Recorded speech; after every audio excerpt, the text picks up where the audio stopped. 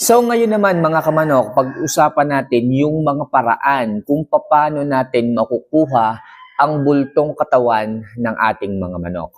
Okay? So ngayon sasabihin ko sa inyo yung iba't ibang mga paraan para makuha natin yung ganda ng kalusugan, pangangatawan na hangad natin sa ating mga alaga. Kung tayo man ay babago pa lamang na nagmamanok, babago pa lang tayong pumapasok sa passion na to, so magandang malaman po natin yung tamang procedure. Okay? So, wag natin ito masyadong patagalin mga kamanok.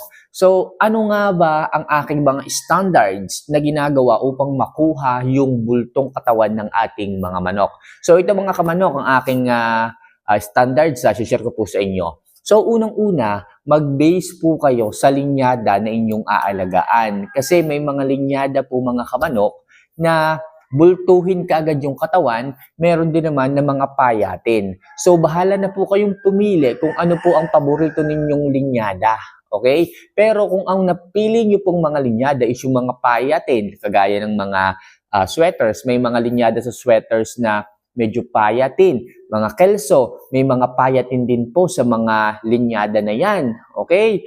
Pero kung ang mapipili nyo pong mga linyada is yung sadyang magaganda na ang buto, magaganda na yung katawan. So, konting priming lang yan, konting bigay lang na masasarap na pagkain, makukuha nyo na po kaagad yung bultong pangangatawan. Pero kung halimbawa, nakakuha kayo ng isang magandang linyada na meron na talagang magaganda ang pangangatawan, kasi ako dito mga kamanok, talaga, ang gusto ko para maganda na talaga ang katawan nila, ibig sabihin, nandoon na po yung build.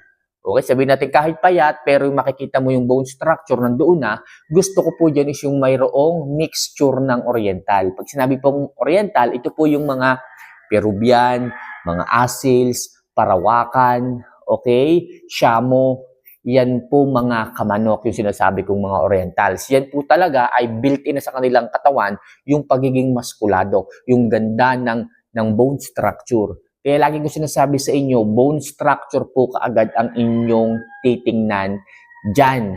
Okay, para makuha nyo po kaagad yung magandang build ng pangangatawan. Tapos saka nyo po ito i-breed sa isang American chicken. Okay, pag na-crossbreed nyo po yon, Oriental at saka yung inyong American chickens, pag lumabas po yan, makikita nyo yung build ng pangangatawan. Buo po kaagad.